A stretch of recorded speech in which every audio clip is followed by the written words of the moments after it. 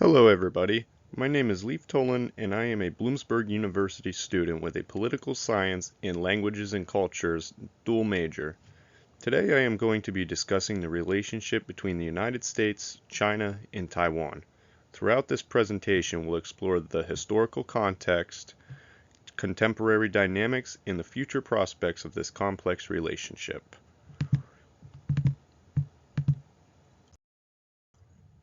This relationship stems back to the Chinese Civil War, which formed the People's Republic of China in mainland China and the Republic of China, which retreated to Taiwan. These two regimes formed very different styles of government, as mainland China formed an authoritarian regime and Taiwan transformed into a self-governing democracy, but is still technically under the People's Republic of China's sovereignty.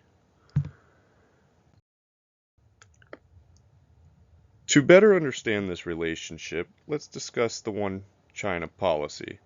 This Chinese foreign policy asserts that there is only one sovereign state under China.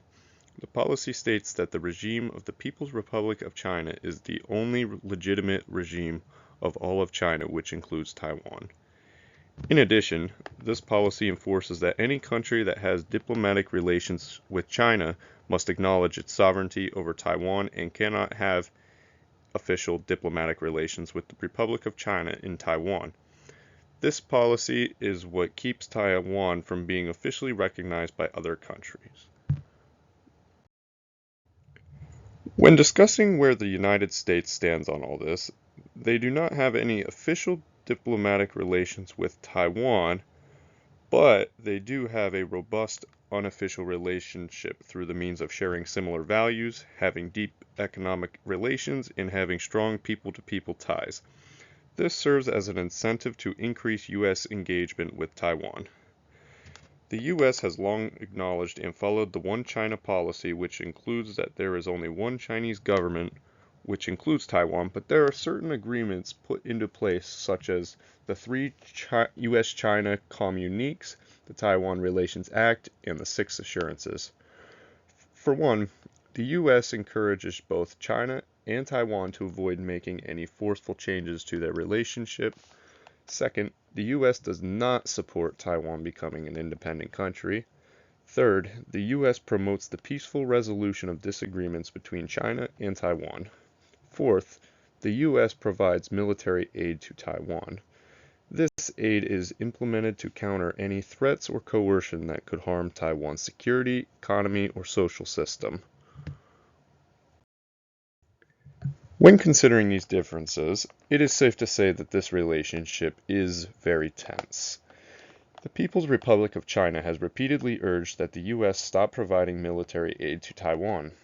Also, many U.S. officials have put a heavy emphasis on the term acknowledge, meaning that they don't necessarily support the People's Republic of China's position on Taiwan. Under the Trump administration, the U.S. has strengthened its ties with Taiwan even more by selling over $18 billion worth of military equipment to them. The Biden administration has taken a pretty similar approach, continuing the decisions put forth by the Trump administration, and President Biden has even suggested that the U.S. would come to Taiwan's defense if China attacked. In August of 2022, former Speaker of House Nancy Pelosi met with the Taiwanese president in Taiwan, which China had a very negative response. China condemned this by surrounding the island with its military and banned imports of certain goods. Later, in March of 2023, Pelosi's successor Kevin McCarthy met with the Taiwanese president, except this time it was on American soil. China yet again had another very negative response to this by enacting sanctions and more military presence around Taiwan. A big question that remains in international relations is, will these tensions boil over and create a war between the U.S. and China? Also, what does the future bring? Honestly, it's hard to say if war could break out because it's unpredictable and complex.